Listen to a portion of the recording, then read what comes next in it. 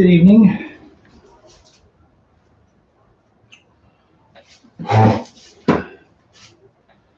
So I was going to try to get away with being lazy and skipping some of the service, but you guys said you liked the service, so we will do the whole service.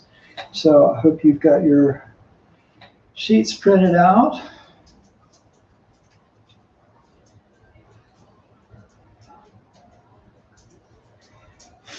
And we'll begin with the verse of the Kesa. Vast is the robe of liberation, a formless field of benefaction. I wear the Tathagata's teaching, freeing all creations. Vast is the robe of liberation, a formless field of benefaction. I wear the Tathagata's teaching, freeing all creations. Vast is the robe of liberation, a formless field of benefaction. I wear the Tathagata's teaching, freeing all creations.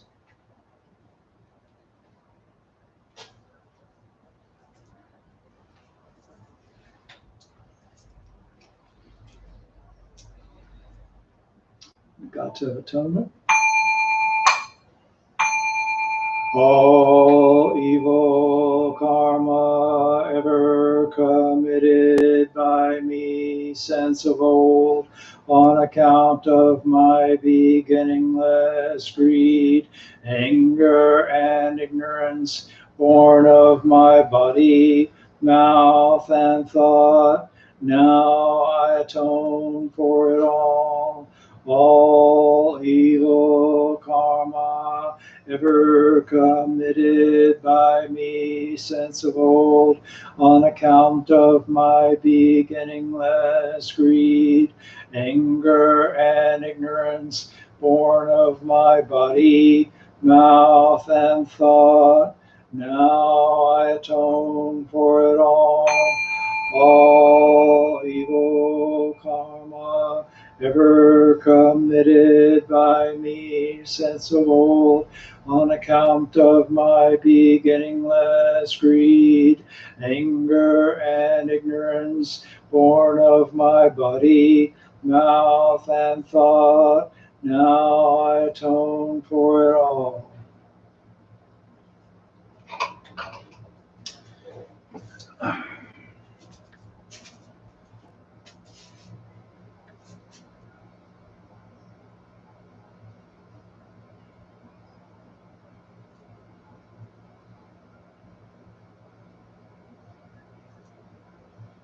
Three bows.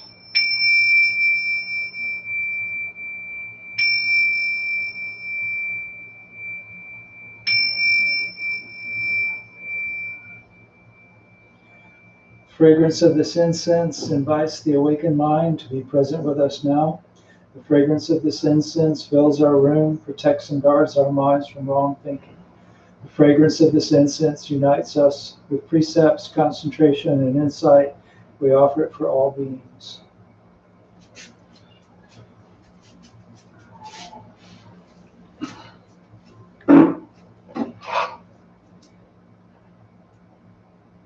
Homage to the Buddha. Namo tassa bhagavato arahato samma sambuddhassa. Namo tassa bhagavato arahato samma sambuddhassa. Namo tassa bhagavato arahato samma sambuddhassa. I go to the Buddha for guidance. I shall become one with the Buddha. I resolve that I shall each day follow the way of life he laid down for us to walk and awaken to his supreme wisdom. I go to the Dharma for guidance. I shall become one with the Dharma. The gates of Dharma are manifold. I vow to enter them all. The goal of wisdom is ever beyond. I shall attain it. I go to the Sangha for guidance. I shall become one with the Sangha. In the spirit of universal fellowship and as a member of the Sangha, I pledge myself to strive for the enlightenment of all beings. The Metta Sutta. This is what should be done by one who is skilled in goodness and who knows the path of peace. Let them be able and upright, straightforward and gentle in speech, humble and not conceited, contented and easily satisfied, unburdened with duties and frugal in their ways, peaceful and calm and wise and skillful, not proud and demanding in nature. Let them not do the slightest thing that the wise would later reprove. Wishing in gladness and in safety, may all beings be at ease. Whatever living beings there may be, whether they are weak or strong, omitting none, the great or the mighty, medium, short, or small, the seen and the unseen, those living near and far away, those born and to be born, may all beings be at ease. Let none deceive another or despise any being in any state. Let none through anger or ill will or wish harm upon another. Even as a mother protects with her life her child, her only child, so with a boundless heart should one cherish all living beings, radiating kindness over the entire world, spreading upward to the skies and downward to the depths, outward and unbounded, freed from hatred and ill will. Whether standing or walking, sitting or lying down, free from drowsiness, one should sustain this recollection. This is said to be the sublime abiding. By not holding to fixed views, the pure-hearted one, having clarity of vision, being freed from all sense desires, is not born again into the world of suffering. Metta prayer. May I be happy and well. May no harm come to me. May I learn compassion. May all my friends, family, and those I love be happy and well. May no harm come to them. May they learn compassion. May all those troubled in body, mind, and spirit be happy and well. May no harm come to them. May they learn compassion. May all those who have hurt me in body, mind, and spirit be happy and well. May no harm come to them. May they learn compassion. May all those I have hurt in body, mind, and spirit be happy and well. May no harm come to them. May they learn compassion. May all my enemies be happy and well. May no harm come to them. May they learn compassion. May all living beings be happy and well. May no harm come to them. May they learn compassion.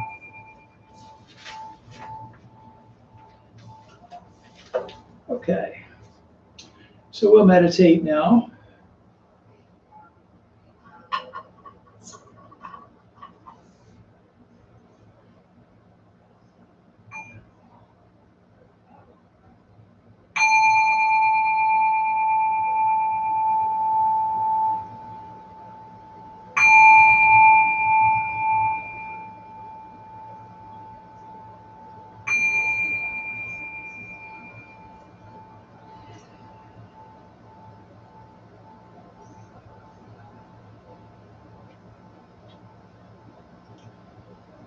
Take several deep breaths. As always, let your belly be relaxed so your diaphragm can move freely, your lungs fill and empty completely.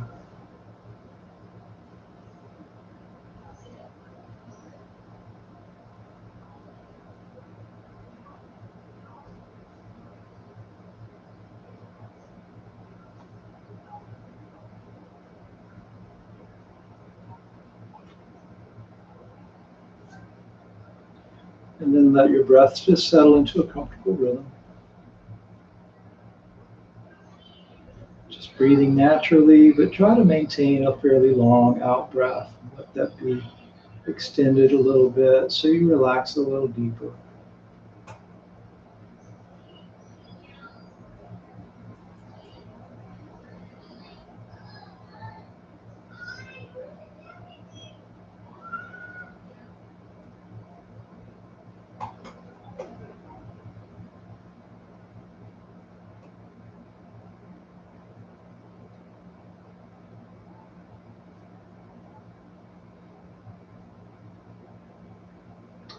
We're going to do a body scan.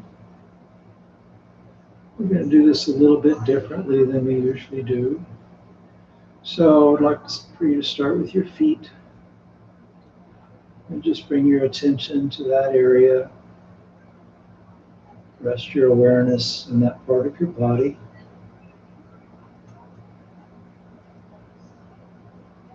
And then once you've established your attention there, bring your awareness of the breath to that area. You may almost feel like you're breathing through your skin or feel like the breath is flowing through your feet. And if you notice any tension, just let that release.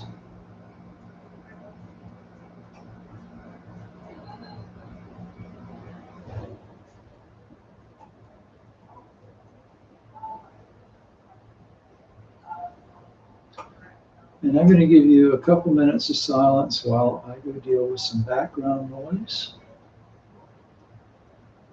So just kind of move from your feet up through your calves, knees, and into your pelvis, a little bit at a time.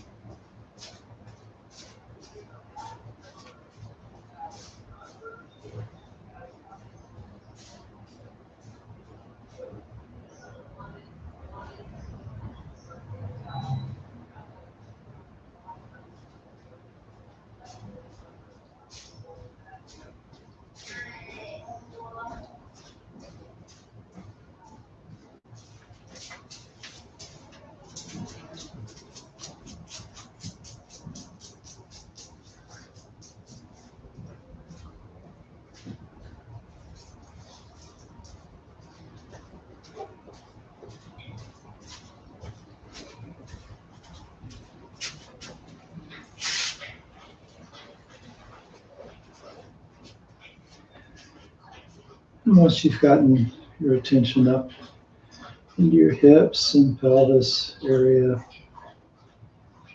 continue to move on up through your body into your belly. And as we do this, if you find any areas where tightness doesn't want to release, or whether there's an uncomfortable, unpleasant physical sensation, just make note of that. We'll come back to it.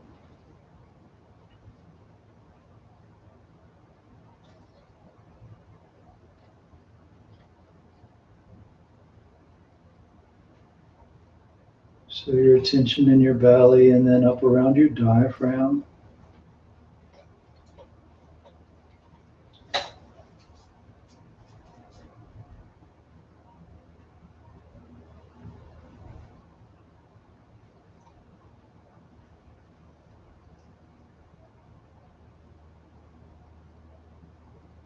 Center of your chest. Remember attention. Breathe. Let go of anything that will release. So relaxing a little deeper and just being aware of any unpleasant or tightness.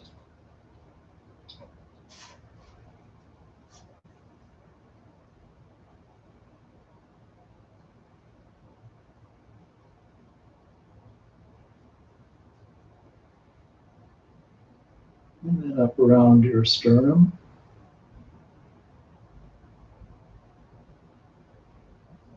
And kind of survey that whole area from the center of your chest around your back between your shoulder blades.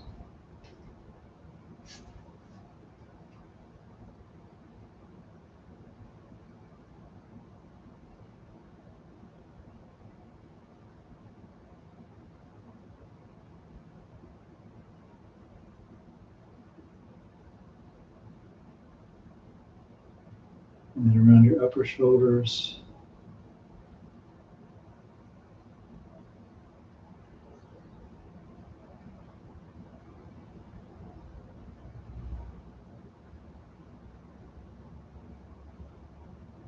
Down your arms and hands.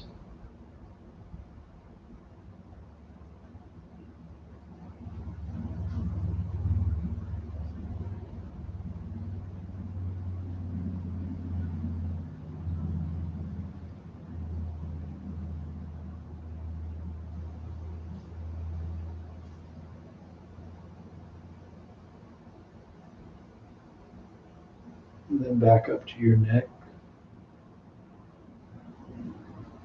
along the back of your neck. So you can kind of suspend your neck as if you're hanging from the crown of your head. Bring your attention to that space right at the center of the back of your neck.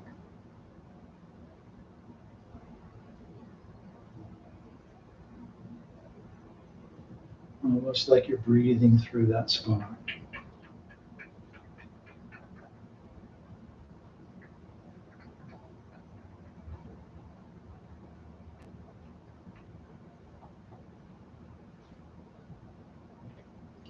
And up to your jaw. You want your lips closed, but not your teeth clenched. So jaw relaxed. Tongue just resting behind the teeth against the roof of the mouth.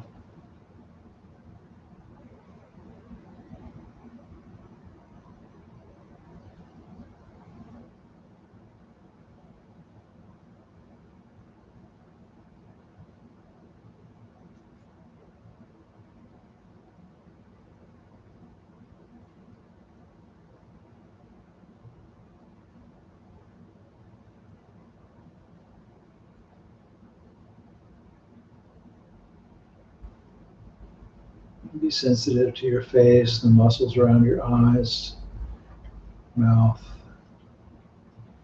Everything soft, relaxed.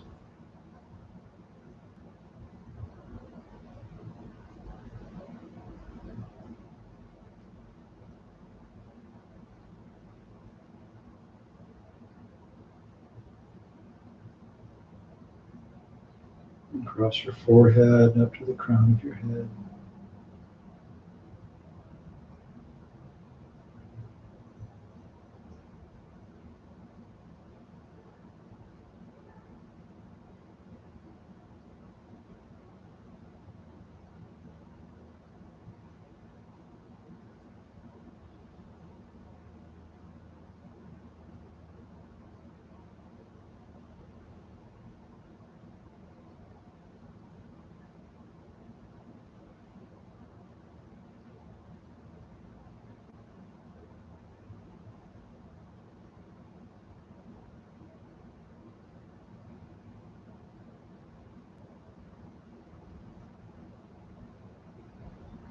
And then just bring your attention back to your heart or to your belly or to your nose.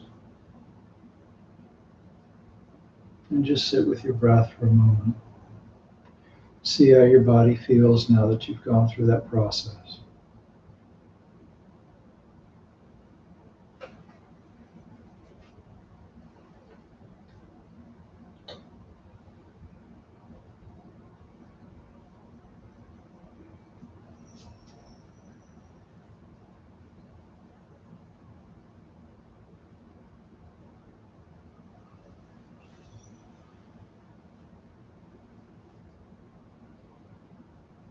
So if there was a place where there was a tightness or or an unpleasant sensation, something like that that didn't release, bring your attention back to that spot.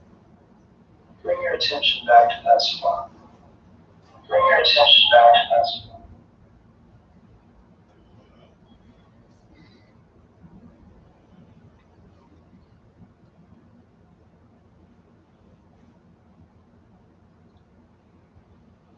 So what we usually do when that happens is we try to reject it. Try to ignore it or wish it would go away or force it to release. And what I want you to do instead is just kind of be with it. Let it be a part of the experience of this moment.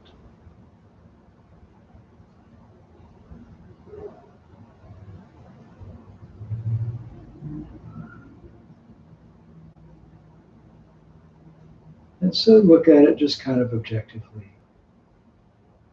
What is it? Don't try to judge it or anything like that. You don't need to know what it is or to decide it's good or bad. Just see what it does. Does it have a color? Does it have a texture? Is it hot or cold? So just kind of Be aware of it. Notice if it's persistent or if it comes and goes. Observing it with the kind of detachment that you would watch the breath come and go. It's just a process occurring in the body.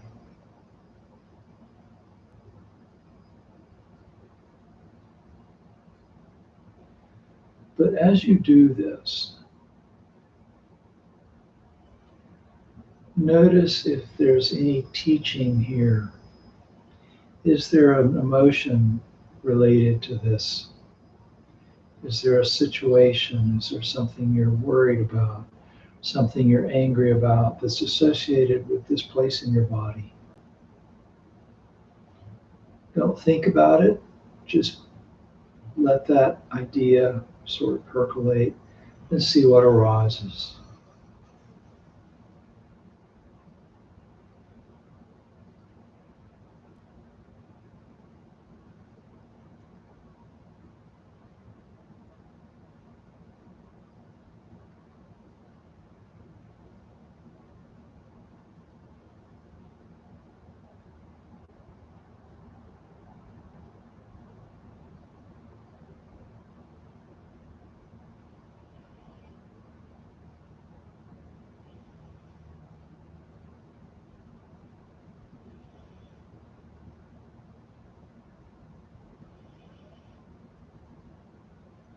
If the unpleasant sensation changes, if it becomes less unpleasant or something like that, that's okay. If it gets worse, that's okay. Remember, it's not mine, it's not my body. It's just a set of processes over which I have little ownership. What I own is my response to things. So just open up to whatever's there, accept it, see if it has something to tell you. What is it?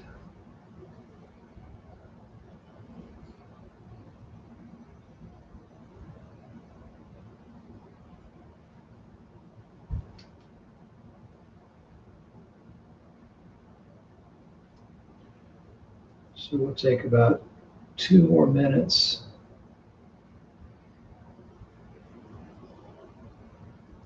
And if that spot settles down, your body becomes quiet, your breath becomes quiet, you can just rest your attention there in your belly or at the tip of your nose or your heart. Just be calm and breathe.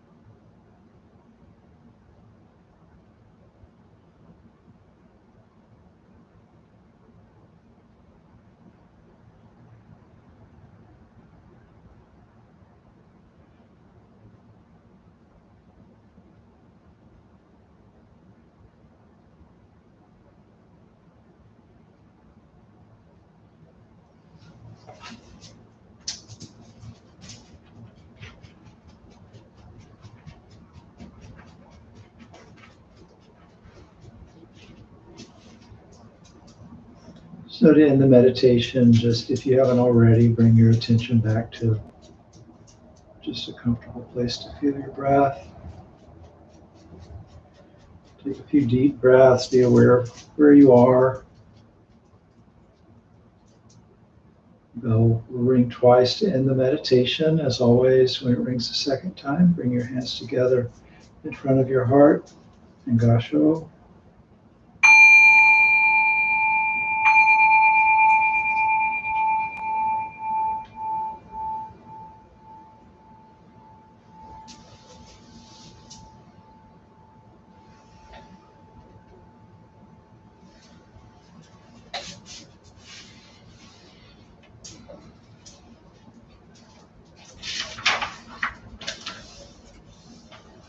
Such an interesting time we live in. Such an interesting time.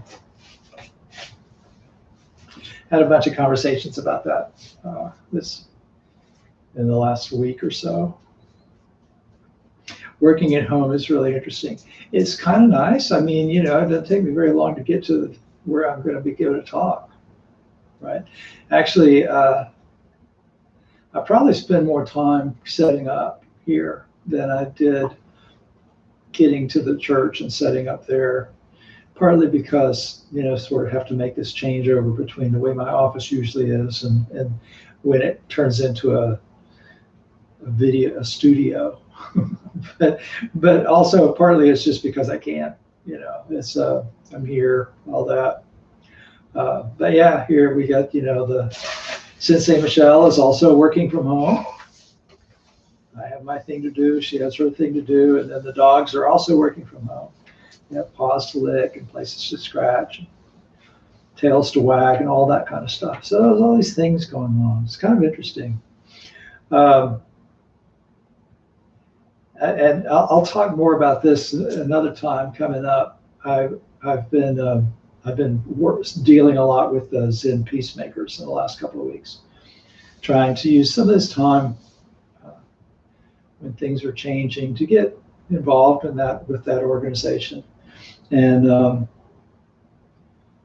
which is very interesting. And the first tenet of Zen peacemakers is not knowing, which is perfect for right now, because if you think you know what's going on, you're really in trouble. One of my colleagues was talking on one of our Zoom calls about being with some friends and realizing everybody's just kind of waiting for things to get back to normal. And there's two issues with that. Part of it is you're forgetting to live your life. I mean, life is going on. It's not. I feel like a lot of people, how when you fly, sometimes maybe on a long flight, how your life seems to kind of go into suspended animation for that period of time. It might be flying to Asia, it might be a 30-hour flight, but it's almost like you sort of existing in this separate place. So your life really isn't happening anymore for a while, and then all of a sudden you're somewhere else and everything is completely different and life's moving on again. I don't know, maybe other people don't have that feeling, but I have this sort of okay, I'm on the airplane now. It's kind of like in the science fiction movies when the astronauts are going to Mars, and they go into suspended animation for a while. And so I think a lot of people are sort of trying to do that with life right now, sort of go into suspended animation and hoping that there's going to be this magical day that everything is back to normal. And there's no back to normal. There will be a normal again. But this is normal right now. What this is now. This is normal for now. And what's going to happen in, January or February or whenever we have a vaccine and things can kind of move along normally, normal is going to be different than normal was back in this February. Anyway, that's not what I was going to talk about tonight, but I have been working a lot with this idea of not knowing, which is the first tenet of Zen peacemakers, and I'm not nearly qualified. I haven't spent enough time with it to be qualified to really talk about that. But if you really let yourself be in that space of not knowing during this particular time, when you really don't know, wow, what a teaching, what a practice there is to be done there. Anyway, so back when things were normal, on Sundays when I wasn't at White Sands,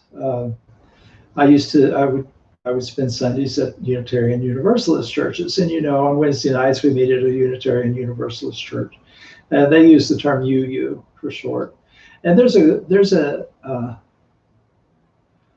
historical thing there that I'm not really sure what happened, but there were Unitarians and there were Universalists, and they became Unitarian Universalists. Or maybe, I don't know, anyway, it's complicated. But anyway, The ones around here are all UUs now. And it's kind of an interesting place, UU churches. Basically, it's like an interfaith religion. They're open to a lot of different teachings. And a lot of them are interested in Buddhism, which is why several of the UU congregations around Central Florida invite me to speak there. And I was thinking about this recently when I was talking to another colleague who was telling me that she was involved with the UU church down in Orlando, where I used to spend a lot of time. And I started thinking about the chalice. So on their altars, they have a chalice. So a chalice is basically a drinking cup with a base. Basically, so I don't have one. I don't have a chalice anywhere in the whole house, I don't think. But if you think about a wine glass, right, how there's a base and there's a stem and there's a bowl at top. That's basically a chalice. And at UU churches, you see them almost always on their altars, and there's usually a candle in it, or there's an oil lamp or something like that. And so they light the chalice, and that's a part of how they start their services. And this image of a flaming chalice is kind of a focal point of worship for those congregations. And lighting a flame inside a chalice, you know, at the opening of a service sort of brings the congregation together, symbolizes the spirit of the work to be done. And so one day when I was at White Sands, I noticed that the containers on the altar were in these chalice-like, or the water on the altar is in these chalice-like containers. So Buddhist temples, I won't say universally, but maybe almost universally have water at some place on the altar. So mine is right here. It's in this little bowl. You can't see the water. You can see the bowl. And the water represents merit, right? So it is metaphorically the accumulated results of our good actions. And so at White Sands, there are these little crystal chalices that have water in them. And it occurred to me as I was sitting there one day, and noticing these things, that a chalice has some kind of distinct characteristics that represented to me at that moment the Buddhist path. And I mentioned it at that time. I think it must have been one of the retreats when Venerable Kai Tian was there, and you know, so he did his usual sort of waving in my direction and saying, and now since St. Maurice we'll talk about, you know, and so I happened to mention these chalices. And I decided later on that I would develop this idea some more because it kind of appealed to me. So chalices come in different shapes and sizes. You kind of know about the Holy Grail, right? You've heard of the Grail. The Grail is a chalice. It's a silver chalice. They may be decorative or not. They may or may not have handles. Picture your typical trophy cup, you know, that's kind of chalice-like. But it's typically a round bottom cup, but then standing on a sturdy base. And both of those elements are necessary. If you just had the cup, you could pour really good tea into it, but you'd end up with a mess because the cup would fall over and the tea would spill everywhere because it's got a round bottom. So in order for it to hold its contents, you have to have this base. And so without the foundation, the cup is less useful, right? So, and the base wouldn't be worth much by itself either. It could be very pretty to look at, could be very ornate and all that, but if you don't have anything to hold your tea, you know, then it's not all that useful. And then there's another component too that's maybe a little bit less obvious, but it's probably even more important, and that's the space inside the cup. Right? The cup itself is a container for the space, really. Without the space, there's no place to put your tea. It's interesting how some of you probably remember me talking about Michael, who was the chaplain at Stetson before Christy and Willie and I came on as chaplains. And he was a Christian. He was a Baptist. but when he became sick and went into hospice, he wanted me to do his end of life guidance with him. And so we had some really interesting conversations, and one of our conversations one day was about religion, and because he was still a devout Baptist, but yet he wanted to sit and talk to this Buddhist as he was dying. And and he actually became a Buddhist, although he remained a Baptist. You can do that with us. We're okay with it. I don't know how the other Baptists felt about it, but we're all right with that. And so we were talking about how the religion is just sort of a container, that holds truth. And there's not any truth in it. The container is not worth very much, right? So without religion, is kind of a way to create space for things like wisdom and compassion, right? So our chalice of spiritual practice has kind of these elements: a base, which is made up of things like knowledge, understanding. And then you could say a cup is made from practice. And then the space is there to fill up with wisdom and compassion. So there's a trend among some American Buddhists to forego the importance of trying to learn about Buddhism. Sometimes teachers and students, will say, well, you don't need to study the Dharma, you just need to meditate. And then on the other side, I've met some people from Buddhist countries who don't know much about the Dharma because they were told just to go to the temple and make offerings and things like that, and leave all that studying and all that kind of stuff to monks and nuns. And I understand where these ideas come from. There are Zen stories, like one of my favorites, Rutan blows out the candle. There's a monk named Tokosan who had heard about Zen and objected to it for some reason. Sounded very heretical to him. And so he decided he would go find one of these Zen masters and argue with him and straighten him out. And he stopped in a village at a tea shop. And the old woman who served him noticed that he had a bundle of documents that he carried with him. And she said, well, what's in that bundle? And he said, oh, those are my commentaries on the Diamond Sutra, which is a very significant sutra in Mahayana Buddhism. And she said, oh, I know that sutra. It says, past mind is gone, present mind cannot be grasped, future mind is unattainable. With which mind will you have your tea? And Tokosan was dumbstruck. And so he realized she must be a student of this Zen stuff. And he asked her, do you know any teachers? And she directed him to a monastery nearby where he met Rutan, and the two of them talked deep into the night.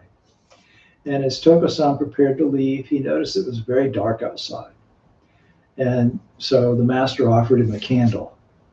But as he handed it to him, and as they stepped out into the darkness, he suddenly leaned over and blew out the candle. Well, at that instant, Tokosan was enlightened. And the next day, he went to the front of the meditation hall and he burned his commentaries on the Diamond Sutra. And he commented at the time, however profound all the teachings are, compared to enlightenment, they're like a drop of water in the great ocean. Well, one way of looking at this is that there's no way you can get enlightened merely by studying teaching. So remember, Tokosan was a scholar on this one particular sutra, which contains all kinds of wisdom. It's actually got the, a bunch of important, it's a key important teaching in it. And this is correct. We can get caught up in learning about Buddhism, learning scriptures, memorizing lineage charts, learning Pali and Sanskrit terminology and all this kind of stuff, and never get around to practicing. And without practicing, you'll never understand the meaning of those teachings. But without at least a basic understanding of the teachings, then meditating and making offerings and prayer and all of that probably won't get you anywhere either. And so it turns into something you do kind of aimlessly. You see people who go to religious services as social opportunities and things like that. And, I've met people who want to brag about the retreats that they've gone to and the teachers that they've studied with and all of that. It's just kind of something else to adorn your ego with for some people, So look, that's better than nothing. Think about the people who just meditate. Okay, you're going to get a lot out of meditation. Think about the people who just go to temples and make offerings and try to keep the 5 precepts, and that's pretty good. But if you can put it into practice and develop wisdom, it's even better. So in Tokusan's case, he'd spent years studying the Dhamma Sutra, and I think it would be safe to say that since he was probably a monk in one of the Tantric Buddhist schools, there was probably a lot of wisdom resident in his mind, just waiting for him to open up to it.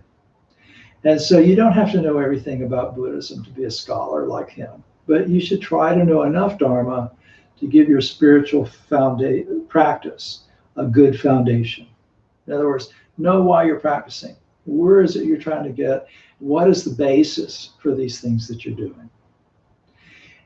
But knowledge by itself is not the Dharma, right? To know a thing is not the same. To know about a thing is not the same as knowing the thing itself.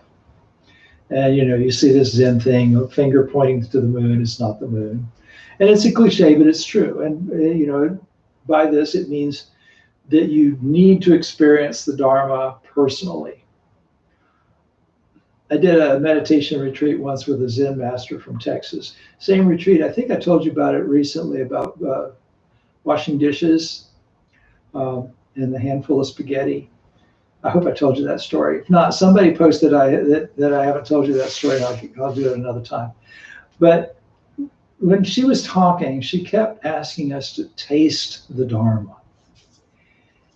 And that might sound a little weird, the idea of tasting the Dharma.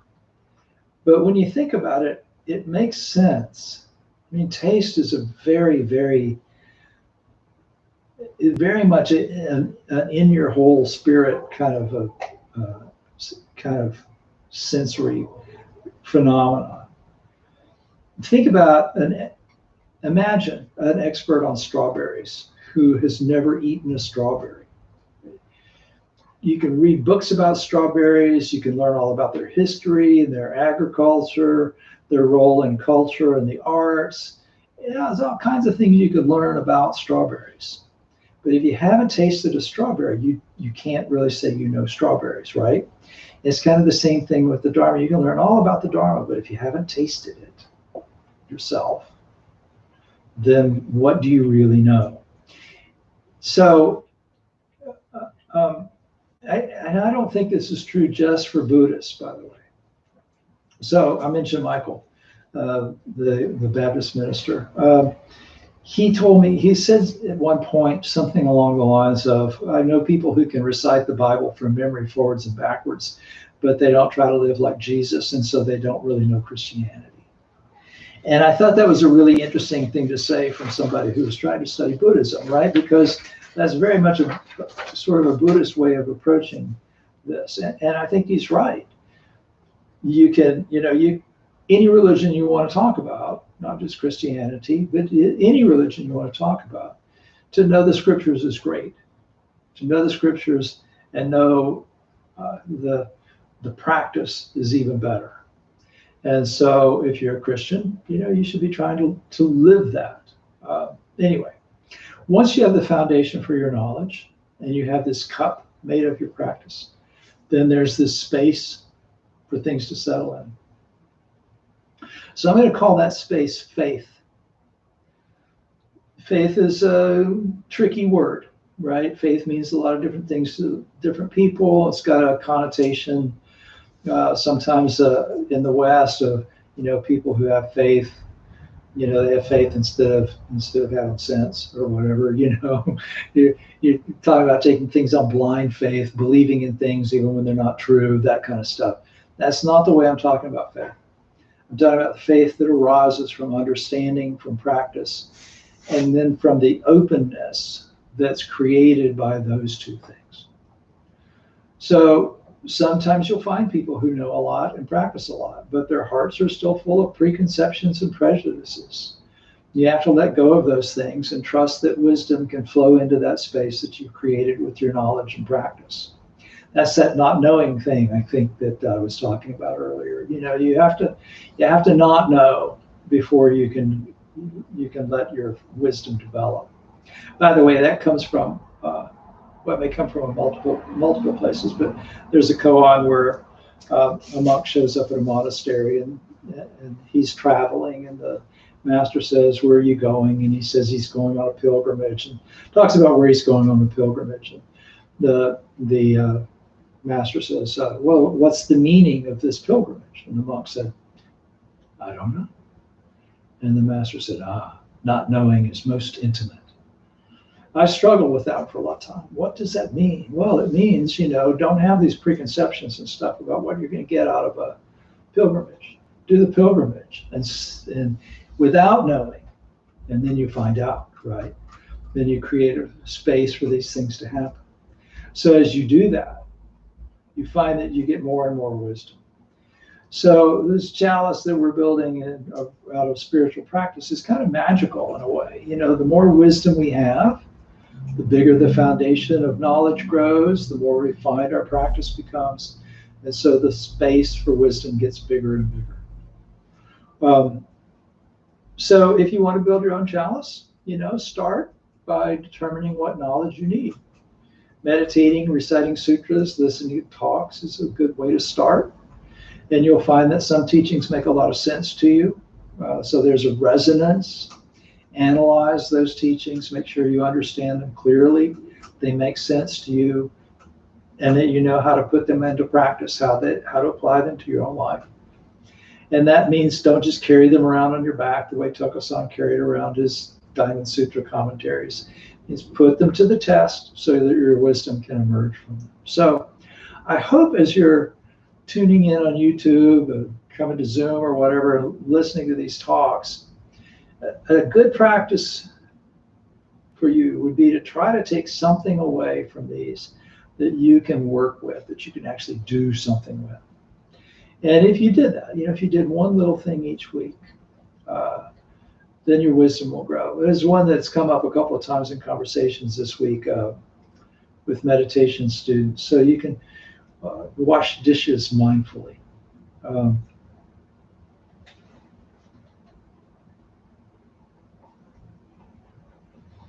I was looking to see if anybody had commented on whether or not I told the washing dishes story. But if you take something mundane that you do on a regular basis, and then do it with full attention and only that, right? Doesn't have to be anything that takes a long time. It can be brushing your teeth or, loading the dishwasher or something like that. Really just give it your attention, right? Really be fully present with it. Then that's one way that you can develop a practice that will hold a little bit more wisdom. So anyway, I hope that this was useful to you. If you have any questions, please post them. I actually should have told you that sooner. Hello, Ray. Hello, Chris. Hello, Otomo. Nina. Wow, I haven't seen you in a while. Marianne, Alfred, or Fred, sorry. Jeff, of course. It's good to see you all here. I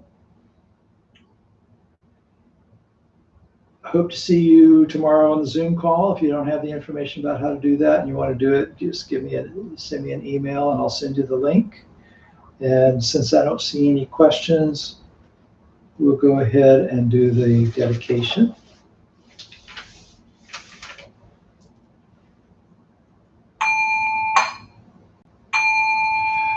Buddha nature pervades the whole universe, existing right here now, and offering flowers, candles, and incense, hearing the Dharma and training the mind. Great merit is attained.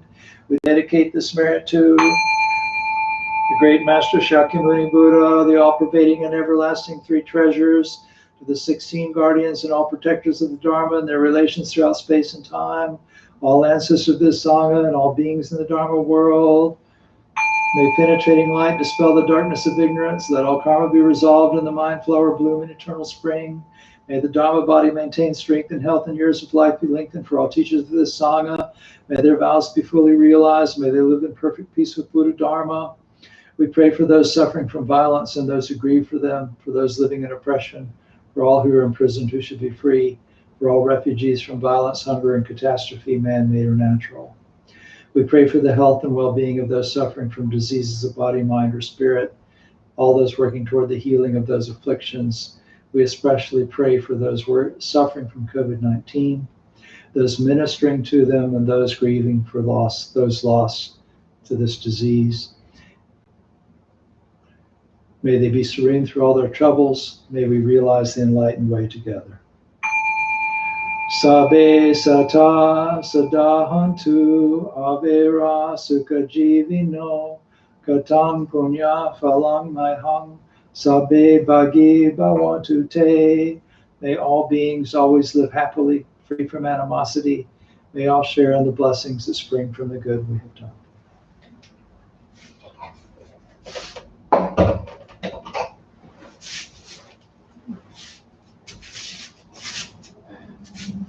Three bows.